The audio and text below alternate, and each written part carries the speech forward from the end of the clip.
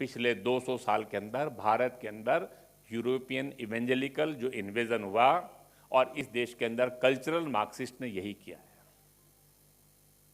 They are created their own references. Bharat का समाज ये भेदभावपूर्ण है। हिंदू धर्म में इसमें समानता है ही नहीं, महिला के लिए समानता हो ही नहीं सकती। यह मनुवादी है, यह ब्राह्मणवादी है।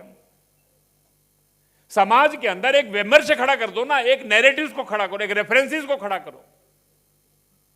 उन्होंने बहुत योजनाबद्ध ढंग से 200 साल के अंदर इस देश के अंदर रेफरेंसेस खड़े किए, सेलेक्टिव रेफरेंसेस। आजकल बहुत सारे लोग बोलते हैं, अपने आप को विद्वान कहते हैं और टीवी पर आकर भी मीडिया में यूट्यूब चैनल्स वगैरह बोलते हैं। उन्होंने कहा हम बिना रेफरेंस के बात नहीं करते। Selective references are never references. वो किसी कल्चरल मार्क्सिस्ट की किताब में या किसी किताब का एक अंग्रेजी अनुवाद करके उस अंग्रेजी अनुवाद को पढ़कर आप कुछ बोलते हैं, दीज आर नॉट रेफरेंसेस। अगर आपको रेफरेंसेस को पढ़ना है तो संस्कृत पढ़िए, पाली पढ़िए, ब्राह्मी पढ़िए, शारदा पढ़िए, आप भारत की पांडुलिपियां पढ़िए, उसमें से निकाल के लाइए व्हाट आर द रेफरेंसेस। ये सेलेक्टिव रेफरेंसेस को कोट करना दूसरे के और उसके आधार के ऊपर उन्होंने पिछले 200 वर्षों के अंदर सेलेक्टिव रेफरेंसेस के आधार पर नैरेटिव्स बनाए हैं। उन नैरेटिव्स को उन्होंने एकेडमिक्स में लेकर आए हैं और उस एकेडमिक्स को मीडिया के द्वारा वो समाज के अंदर ले गए।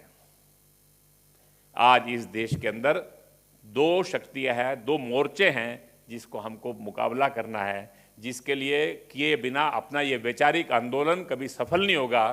इस देश के अंदर दो इकोसिस्टम है। एक इकोसिस्टम है फोर्सेस का, Islamist, evangelist, cultural Marxist, global capitalist. ये सारी की सारी शक्तियां एक साथ है, वो सबका उपयोग करती हैं। दूसरा, इस देश के अंदर उन्होंने एक इकोसिस्टम खड़ा किया है सेलेक्टिव रेफरेंसेस का, उस रेफरेंसेस के आधार पर नैरेटिव्स का, नैरेटिव्स के आधार पर एकेडमिक्स का। और unfortunately academics, media, social media और अभी पिछले दिनों इस टेक्नोलॉजी के ऊपर जिन टेक जायंट्स का कब्जा है, इन सब ने मिलकर इस देश के अंदर और दुनिया के अंदर अपने हिसाब से डिस्कोर्स को चलाना शुरू किया।